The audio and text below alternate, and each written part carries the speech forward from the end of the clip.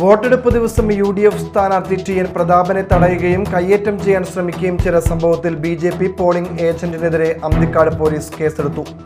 ഏജന്റായ മങ്ങാട്ടുകര ചുള്ളിയിൽ വീട്ടിൽ ജയപ്രകാശനാണ് പിടിയിലായത്.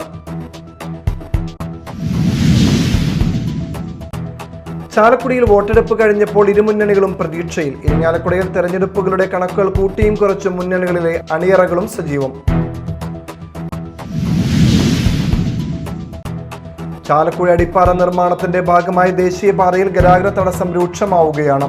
തെരഞ്ഞെടുപ്പ് കഴിഞ്ഞതോടെ എറണാകുളം തൃശൂർ ഭാഗത്തേക്കുള്ള 2 ദിശകളിലും ഗതാഗത തടസ്സം അതിരൂക്ഷം.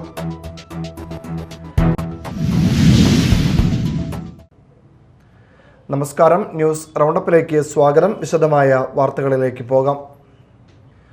വോട്ടെടുപ്പ് ദിവസം ബൂത്ത് സന്ദർശിക്കുകയായിരുന്ന UDF സ്ഥാനാർത്ഥി TN പ്രതാപനെ തടയുകയും കയ്യേറ്റം ചെയ്യാൻ ശ്രമിക്കുകയും ചെയ്ത സംഭവത്തിൽ BJPയുടെ പോളിംഗ് ഏജന്റിനെതിരെ അന്തിക്കാട് പോലീസ് കേസെടുത്തു. പ്രിസൈഡിംഗ് ഓഫീസർ നൽകിയ പരാതിയിൽ ഇയാളെ പോലീസ് അറസ്റ്റ് ചെയ്തു.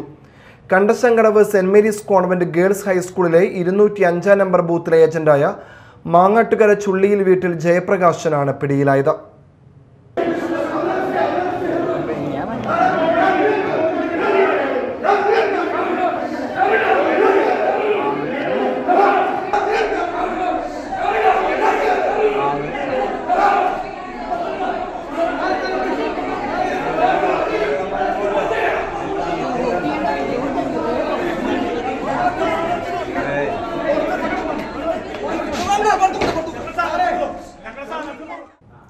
ഏപ്രിൽ 9 വ്യാഴാഴ്ച രാവിലെ 11 മണിയോടെയാണ് കേസിനാസ്പദമായ സംഭവം നടന്നത്.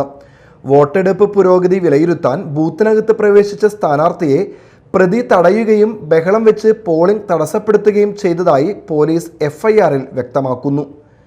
സംഭവ ദിവസം തന്നെ ഉച്ചയ്ക്ക് 1:03 പ്രിസൈഡിംഗ് ഓഫീസറുടെ പരാതി ലഭിച്ചതിനെ തുടർന്ന് അന്തിക്കാട് ഇൻസ്പെക്ടർ കേഴ്സൺ VM സ്ഥലത്തെത്തി പ്രതിയെ കസ്റ്റഡിയിലെടുക്കുകയായിരുന്നു. മദ്യലഹരിയിലായിരുന്ന പ്രതി സ്ഥാനാർത്ഥിയെ അസഭ്യം പറയുകയും ശാരീരികമായി കയ്യേറ്റം ചെയ്യാൻ മുതിരുകയും ചെയ്തതായി സ്ഥാനാർത്ഥിയുടെ chief election agent Sreekumar CC ജില്ലാ തെരഞ്ഞെടുപ്പ് ഓഫീസർക്ക് നൽകിയ പരാതിയിൽ ചൂണ്ടിക്കാട്ടിയിട്ടുണ്ട്. പ്രതിയെ വൈദ്യപരിശോധനയ്ക്ക് വിധേയനാക്കിയ ശേഷം അറസ്റ്റ് രേഖപ്പെടുത്തി. ബൂത്തിലെ പ്രിസൈഡിംഗ് ഓഫീസർ നീബ ജോസ് നൽകിയ മൊഴിയുടെ അടിസ്ഥാനത്തിലാണ് നടപടി. തിരഞ്ഞെടുപ്പ് സുരക്ഷാ മാനദണ്ഡങ്ങൾ ലംഘിച്ച് മദ്യപിച്ച ഒരാൾ ബൂത്തിനകത്ത് ഏജന്റായി ഇരുന്നത് ഗുരുതരമായ വീഴ്ചയാണെന്നും CCTV ദൃശ്യങ്ങൾ പരിശോധിച്ച് കുറ്റക്കാർക്കെതിരെ നടപടി വേണമെന്നും UDF നേതൃത്വം ആവശ്യപ്പെട്ടു. Media time, Thrissur. ചാലക്കുടിയിൽ വോട്ടെടുപ്പ് കഴിഞ്ഞപ്പോൾ ഇരുമുന്നണികളും പ്രതീക്ഷയിൽ.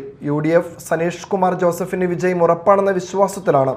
എന്നാൽ LDF അഡ്വക്കേറ്റ് ബിജു ചെറിയത്ത് വിജയിക്കുമെന്ന ഉറപ്പിലാണ്. NDA സ്ഥാനാർത്ഥി ചാർലി പോൾ നിർണായക ശക്തിയാണെന്ന് തെളിയിക്കുമെന്നും പറയുന്നു. കഴിഞ്ഞ നിയമസഭാ തെരഞ്ഞെടുപ്പിൽ 1057 വോട്ടിന്റെ മാത്രം ഭൂരിപക്ഷത്തിലാണ് സനീഷ് കുമാർ വിജയിച്ചത്. അന്ന് സനീഷ് കുമാർ മണ്ഡലത്തിന് പുതുമുഖമായിരുന്നു. MLA ആയി തെരഞ്ഞെടുക്കപ്പെട്ട ശേഷം സനീഷ് കുമാർ നടത്തിയ മികച്ച പ്രവർത്തനങ്ങൾ അദ്ദേഹത്തെ ജനകീയനാക്കിയിട്ടുണ്ട്. ഇത് UDFന് അനുകൂലമായി വോട്ടായി മാറിയിട്ടുണ്ടെന്ന് UDF പ്രതീക്ഷ. എന്നാൽ LDF സ്ഥാനാർത്ഥി അഡ്വക്കേറ്റ് ബിജു ചെറിയത്ത് നാട്ടുകാരനായ സ്ഥാനാർത്ഥി എന്ന നിലയിലാണ് വിജയം പ്രതീക്ഷിക്കുന്നത്. ദീർഘകാലം നഗരസഭാ കൗൺസിലർ എന്ന നിലയിൽ നടത്തിയ പ്രവർത്തനങ്ങളും തനിക്ക് അനുകൂലമായി വോട്ടായി മാറുമെന്നും അദ്ദേഹം വിശ്വസിക്കുന്നു. LDF വോട്ടുകളും നാട്ടുകാരനെന്ന പരിഗണനയും വോട്ടായി മാറുമെന്നും കണക്കുകൂട്ടുന്നു. എന്നാൽ ഭരണവിരുദ്ധ വികാരവും ബിജു ചെറിയത്ത് കോൺഗ്രസിൽ നിന്ന് പാർട്ടി മാറിയതിൻ്റെ അതൃപ്തിയും മണ്ഡലത്തിൽ പ്രതിഫലിക്കുമെന്നാണ് UDF നേതാക്കൾ പറയുന്നത്. കഴിഞ്ഞ തദ്ദേശ സ്വയംഭരണ തെരഞ്ഞെടുപ്പിലെ വിജയവും UDFന്റെ ആത്മവിശ്വാസം വർദ്ധിപ്പിക്കുന്നു. NDA സ്ഥാനാർത്ഥി ചാർലി പോൾ കേന്ദ്ര സർക്കാരിൻ്റെ വികസന നേട്ടങ്ങൾ NDAക്ക് അനുകൂലമാകുമെന്ന പ്രതീക്ഷയിലാണ്. Media time, Chalakudy. ഇരിങ്ങാലക്കുടയിൽ കൗണ്ട് ഡൗൺ തുടങ്ങി.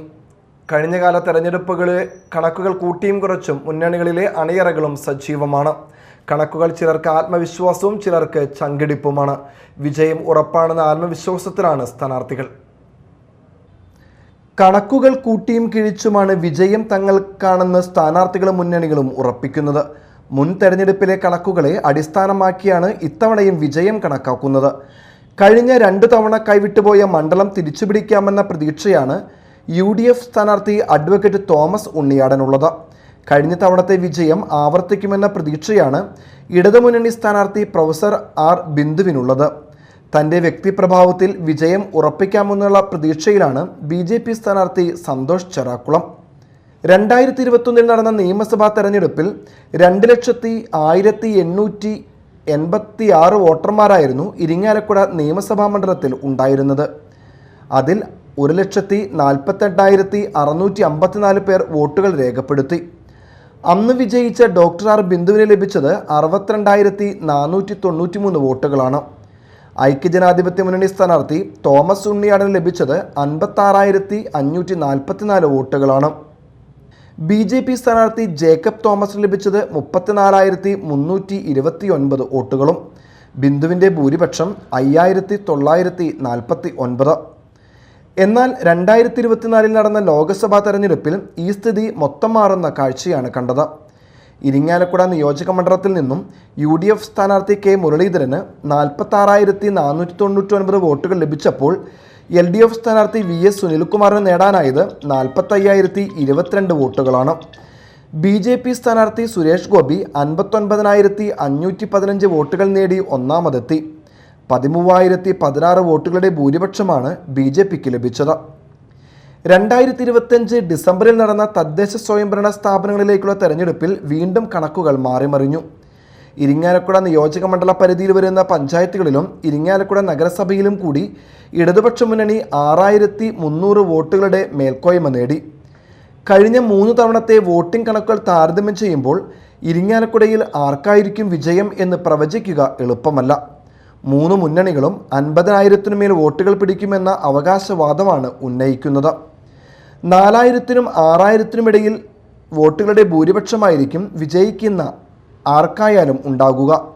ഇപ്പോൾ 1,94,592 വോട്ടർമാരിൽ 69,199 പുരുഷന്മാരും 80,380 സ്ത്രീകളും 2 ട്രാൻസ്ജെൻഡറുമാരുമായി 1,49,581 പേരാണ് വോട്ട് രേഖപ്പെടുത്തിയത്. Media time, Irinjalakuda. തെരഞ്ഞെടുപ്പുകളിൽ മികച്ച പോളിംഗ് ശതമാനം പതിവുള്ള അങ്കമാലി ഇത്തവണ അല്പം പിന്നിലായി. 75.62 ഇക്കുറി ഇവിടെ പോളിംഗ്. 2021 78.16% ഉണ്ടായിരുന്നു. കഴിഞ്ഞ തവണത്തേക്കാൾ 2.5% കുറവ്.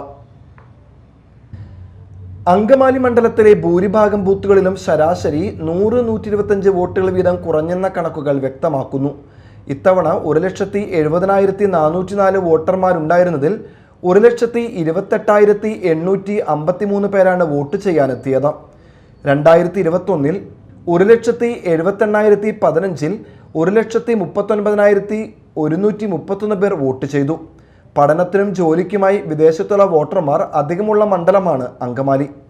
ഇതാണ് പോളിംഗ് ശതമാനത്തിൽ നേരിയ കുറവുണ്ടാകാൻ കാരണമെന്ന് അങ്കമാലിയിലെ UDF സ്ഥാനാർത്ഥി റോജി M. ജോൺ MLA പറഞ്ഞു. ഗൾഫ് മേഖലയിൽ നിന്നും വോട്ട് ചെയ്യാൻ എത്തേണ്ടിയിരുന്ന നൂറുകണക്കിന് ആളുകൾക്ക് യുദ്ധ സാഹചര്യവും അമിതമായ വിമാന നിരക്ക് വർധനയും മൂലം എത്തിച്ചേരാനായില്ല. നാട്ടിലുള്ള വോട്ടർമാർ എല്ലാവരും തന്നെ വോട്ട് രേഖപ്പെടുത്തി. പോളിംഗ് ശതമാനത്തിലെ വ്യത്യാസം UDFന്റെ മികച്ച ഭൂരിപക്ഷത്തിന് മങ്ങലേൽപ്പിക്കില്ലെന്നും റോജി പറഞ്ഞു. പോളിംഗ് നിരക്കിലെ വ്യത്യാസം അനുകൂലമായേക്കുമെന്ന് ഇടതുപക്ഷവും കണക്കുകൂട്ടുന്നുണ്ട്. Media time, Angamaly. ചാലക്കുടി അടിപ്പാത നിർമ്മാണത്തിന്റെ ഭാഗമായി ദേശീയപാതയിൽ ഗതാഗത തടസ്സം രൂക്ഷമാവുകയാണ്. തെരഞ്ഞെടുപ്പ് കഴിഞ്ഞതോടെ എറണാകുളം തൃശൂർ ഭാഗത്തേക്കുള്ള 2 ദിശകളിലും ഗതാഗത തടസ്സം അതിരൂക്ഷമായിരിക്കുകയാണ്. മതിയായ തൊഴിലാളികളില്ലാതെയാണ് ഇവിടെ പ്രവൃത്തികൾ നടത്തുന്നത്. മുരിങ്ങൂർ, കൊരട്ടി, ചിറങ്ങര മേഖലകളിലാണ് കുരുക്ക് രൂപപ്പെട്ടിരിക്കുന്നത്. ചിറങ്ങര, മുരിങ്ങൂർ അടിപ്പാതകളുടെ പ്രവൃത്തികൾ അവസാന ഘട്ടത്തിലാണ്. ഒരാഴ്ചയ്ക്കുള്ളിൽ 2ഇടത്തെയും പ്രവൃത്തികൾ പൂർത്തിയാക്കാനാകും. എന്നാൽ ആവശ്യമായ തൊഴിലാളികളില്ലാത്തതിൽ ഇവിടുത്തെ പ്രവൃത്തികൾ ഇഴയുകയാണ്. പ്രവൃത്തികൾ പൂർത്തിയാക്കിയാൽ മുരിങ്ങൂരിലും ചിറങ്ങരയിലും ഗതാഗത തടസ്സം ഒഴിവാക്കാനായേനെ. കൊരട്ടിയിലെ ഫ്ലൈ ഓവറിൻ്റെ പ്രവൃത്തികൾ ആരംഭിച്ചിട്ടുണ്ടെങ്കിലും ഇവിടെയും ആവശ്യത്തിന് തൊഴിലാളികളില്ല. തൊഴിലാളികളും യന്ത്ര സാമഗ്രികളും ഇല്ലാതായതോടെ ഇവിടുത്തെ പ്രവൃത്തികളും താറുമാറായ അവസ്ഥയിലാണ്. കൊരട്ടിമുത്തി പള്ളി ഭാഗത്തു നിന്ന് റെയിൽവേ മേൽപ്പാലം ഇറങ്ങി വരുന്ന വാഹനങ്ങളും കോനൂർ ഭാഗത്തു നിന്ന് വരുന്ന വാഹനങ്ങളും കൊരട്ടി ജംഗ്ഷനിലെ പ്രവൃത്തികൾ നടക്കുന്ന ജംഗ്ഷനിലാണ് സംഗമിക്കുന്നത്. അത് ഇവിടെ വലിയ ഗതാഗത കുരുക്കിന് വഴി തെളിയിക്കുകയാണ്. ദേശീയപാതയിലൂടെ വരുന്ന വാഹനങ്ങളും എതിർദിശകളിൽ നിന്നും എത്തിച്ചേരുന്ന വാഹനങ്ങളും തമ്മിലിടിക്കുന്നതും പതിവായി മാറിയിട്ടുണ്ട്. പോലീസിന്റെ സേവനമുണ്ടെങ്കിലും അശാസ്ത്രീയ ട്രാഫിക് സംവിധാനം കുരുക്ക് കൂടുതൽ സങ്കീർണമാക്കുകയാണ്. രാവിലെയും വൈകിട്ടുമാണ് ഈ ഭാഗങ്ങളിൽ കൂടുതൽ കുരുക്ക് രൂപപ്പെടുന്നത്. മുരിങ്ങൂർ, ചിറങ്ങര എന്നിവിടങ്ങളിലെ അടിപ്പാതകൾ നിർമ്മാണം ഉടൻ പൂർത്തീകരിച്ച് തുറന്നുകൊടുത്താൽ ഒരു പരിധിവരെ ഗതാഗതക്കുരുക്ക് ഒഴിവാക്കാനാകും. ഒപ്പം കൊരട്ടി ജംഗ്ഷനിലെ ട്രാഫിക് സംവിധാനം പരിഷ്കരിക്കുകയും വേണ്ടതായുണ്ട്. Media time, Chalakudy. വാർത്തകൾ ഒറ്റനോട്ടത്തിൽ.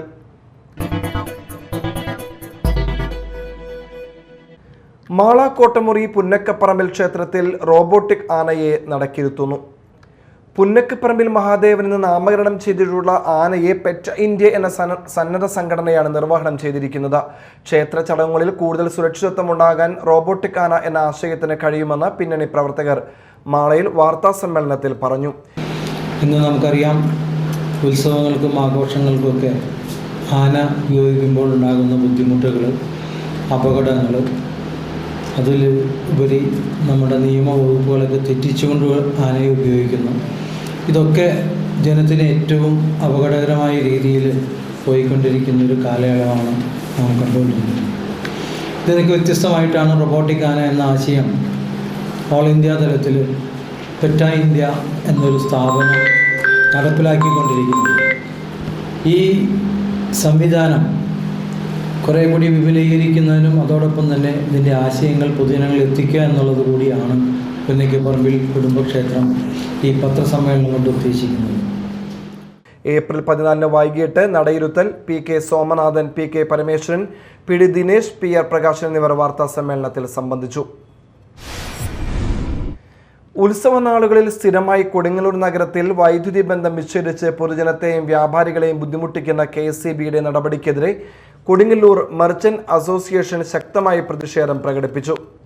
അറ്റകുറ്റപ്പണികൾ നടത്തുന്നു എന്ന പേരിൽ വൈദ്യുതി നിഷേധിക്കുന്നത് വ്യാപകമായിരിക്കുകയാണ്. ഉത്സവ സമയത്ത് അറ്റകുറ്റപ്പണികൾ ഒഴിവാക്കി പവർ സപ്ലൈ തടസ്സമില്ലാതെ നൽകണമെന്ന ന്യായപരമായ ആവശ്യം വലിയ ധിക്കാരപരമായാണ് അധികൃതർ പ്രതികരിച്ചത്. ഇത്തരം നടപടികൾ ആവർത്തിച്ചാൽ അതിശക്തമായ പരിപാടികൾക്ക് നേതൃത്വം നൽകാൻ തയ്യാറാകുമെന്ന് അസോസിയേഷൻ ഭാരവാഹികൾ അറിയിച്ചു. പ്രസിഡന്റ് NR വിനോദ് കുമാർ യോഗം ഉദ്ഘാടനം ചെയ്തു. ജനറൽ സെക്രട്ടറി TK ഷാജി അധ്യക്ഷത വഹിച്ചു. KJ Sreejith, PM Moideen, MS Saju, Vinod Kakkara, Prashant TP, സുപ്രഭ ഉണ്ണികൃഷ്ണൻ, ത്രിദീപ് എന്നിവർ യോഗത്തിന് നേതൃത്വം നൽകി. ടോയ് സൈക്കിളിനുള്ളിൽ ഒളിപ്പിച്ച നിലയിൽ 117 ഗ്രാം സ്വർണം കടത്താൻ ശ്രമിച്ച കേസിൽ കസ്റ്റംസ് വിശദാന്വേഷണം ആരംഭിച്ചു. ഒമാൻ എയർ ഇന്ത്യ വിമാനത്തിൽ മസ്കറ്റിൽ നിന്നെത്തിയ തൃശൂർ സ്വദേശി സജിത് തയ്യിലാണ് സ്വർണവുമായി പിടിയിലായത്. സംശയം തോന്നിയ കസ്റ്റംസ് ഉദ്യോഗസ്ഥർ ഇയാളുടെ ചെക്ക് ഇൻ ബാഗ് പരിശോധിച്ചപ്പോഴാണ് പാളി രൂപത്തിലാക്കിയ സ്വർണം സൈക്കിളിൻ്റെ പൈപ്പിനുള്ളിൽ നിന്ന് കണ്ടെത്തിയത്. നാട്ടിൽ എളുപ്പത്തിൽ ലഭിക്കുന്ന ബേബി സൈക്കിൾ ബോക്സിലാക്കി വിദേശത്തു നിന്ന് കൊണ്ടുവന്നതാണ് സംശയത്തിന് ഇടയാക്കിയത്. ഇതോടെയാണ് കസ്റ്റംസ് സൈക്കിൾ അഴിച്ച് വിശദമായി പരിശോധന നടത്തിയത്.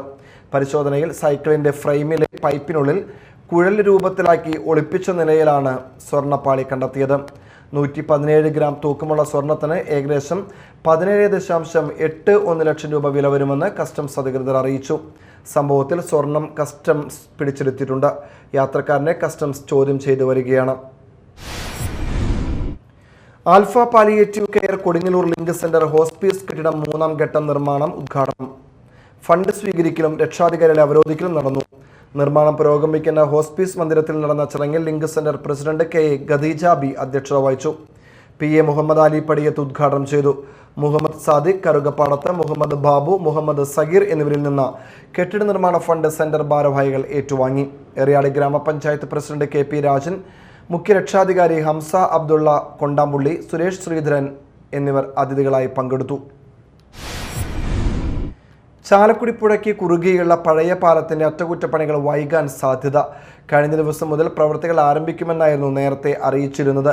എന്നാൽ ഇപ്പോൾ അറ്റകുറ്റപ്പണികൾ നടത്തുന്ന തീയതി വീണ്ടും മാറ്റിയിരിക്കുകയാണ്. തൊഴിലാളികളുടെ ക്ഷാമമാണ് അറ്റകുറ്റപ്പണികൾ തുടങ്ങുന്നത് വൈകാനുള്ള കാരണമായി GIPL അധികൃതർ പറയുന്നത്. അതിഥി തൊഴിലാളികളെയാണ് പ്രവൃത്തികൾക്കായി നിശ്ചയിച്ചിരിക്കുന്നത്. വോട്ട് ചെയ്യാനായ തൊഴിലാളികൾ സ്വന്തം നാട്ടിലേക്ക് പോയതാണ് പ്രതിസന്ധിക്ക് കാരണം. ശിവഗിരി മഠത്തിന്റെ ശാഖാ സ്ഥാപനമായ പേരാമ്പ്ര ഗുരുപുരം ശ്രീനാരായണ ഗുരു ചൈതന്യ മഠത്തിലെ ശ്രീനാരായണ കൺവെൻഷനും ശ്രീനാരായണ പരബ്രഹ്മോദയ ക്ഷേത്രത്തിലെ ഗുരുദേവ പ്രതിഷ്ഠാ മഹോത്സവത്തിനും തുടക്കമായി. രാവിലെ വിശേഷാൽ ഗുരുപൂജ, 8 മണിക്ക് ശാന്തി ഹവനയജ്ഞം. ശിവഗിരി മഠം പ്രസിഡന്റ് ഡോക്ടർ സച്ചിദാനന്ദ സ്വാമികൾ പതാക ഉയർത്തി. തുടർന്ന് കലാകായിക മത്സരങ്ങളുടെ ഉദ്ഘാടനം വാർഡ് മെമ്പർ ഗിരിജ ശ്യാംകുമാർ നിർവഹിച്ചു. ചെയർമാൻ എ കെ ബാബു അധ്യക്ഷത വഹിച്ചു. General convenor Narendran Nellayi, working chairman V D Jayapal, Raji Chinmayan എന്നിവർ സംസാരിച്ചു. അന്നനാട് കാമറൂൺ റിക്രിയേഷൻ FC സംഘടിപ്പിക്കുന്ന Akhila Kerala flood light football tournament Annanad Thumbungal ഗ്രൗണ്ടിൽ ആരംഭിച്ചു. ജില്ലാ football association vice president advocate Biju S Cheriyath ഉദ്ഘാടനം ചെയ്തു. ക്ലബ് പ്രസിഡന്റ് MK ശിവൻ അധ്യക്ഷനായി. കാടുകുറ്റി പഞ്ചായത്ത് പ്രസിഡന്റ് KC മനോജ് മുഖ്യാതിഥിയായി. 13-നാണ് ഫൈനൽ മത്സരം. പ്രധാന വാർത്തകൾ ഒരിക്കൽ കൂടി. വോട്ടെടുപ്പ് ദിവസം UDF സ്ഥാനാർത്ഥി TN പ്രതാപനെ തടയുകയും കയ്യേറ്റം ചെയ്യാൻ ശ്രമിക്കുകയും ചെയ്ത സംഭവത്തിൽ BJP പോളിംഗ് ഏജന്റിനെതിരെ അന്തിക്കാട് പോലീസ് കേസെടുത്തു. ഏജന്റായ മങ്ങാട്ടുകര ചുള്ളിയിൽ വീട്ടിൽ ജയപ്രകാശനാണ് പിടിയിലായത്. ചാലക്കുടിയിൽ വോട്ടെടുപ്പ് കഴിഞ്ഞപ്പോൾ ഇരുമുന്നണികളും പ്രതീക്ഷയിൽ. ഇരിങ്ങാലക്കുടയിൽ തെരഞ്ഞെടുപ്പുകളുടെ കണക്കുകൾ കൂട്ടിയും കുറച്ചും മുന്നണികളിലെ അണിയറകളും സജീവം. ചാലക്കുടി അടിപ്പാറ നിർമ്മാണത്തിന്റെ ഭാഗമായി ദേശീയപാതയിൽ ഗതാഗത തടസ്സം രൂക്ഷമാവുകയാണ്. തെരഞ്ഞെടുപ്പ് കഴിഞ്ഞതോടെ എറണാകുളം തൃശൂർ ഭാഗത്തേക്കുള്ള 2 ദിശകളിലും ഗതാഗത തടസ്സം അതിരൂക്ഷം.